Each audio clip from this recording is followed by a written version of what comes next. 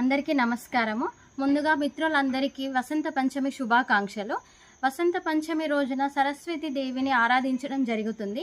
ఈ వసంత పంచమి రోజున ముఖ్యంగా చిన్నపిల్లలకు అక్షరాభ్యాసం చేయించడం జరుగుతుంది.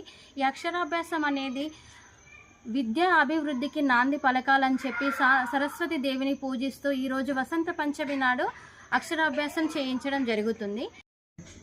వసంత పంచమి రోజున సరస్వతి దేవిని పూజిస్తూ నృత్య కళాకారులు, వాయిద్య కళాకారులు అందరూ వారి యొక్క ఆయుధాలను పూజించడం జరుగుతుంది.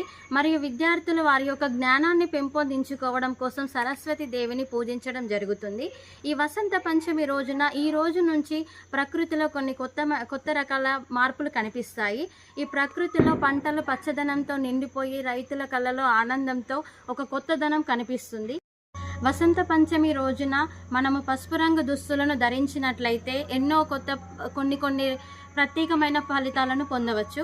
పసుపు రంగు అనగా సంతోషానికి ప్రతీక.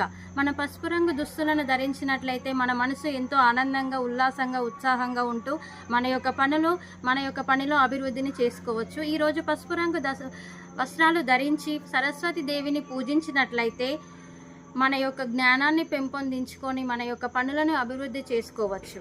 ఓకే ఫ్రెండ్స్, ధన్యవాదములు. ఈ వీడియో కనుక మీకు నచ్చినట్లయితే లైక్ చేయండి, షేర్ చేయండి మరియు మా యొక్క సిగ్మా స్పిరిచువల్ సేవా ఛానల్ని సబ్స్క్రైబ్ చేయండి.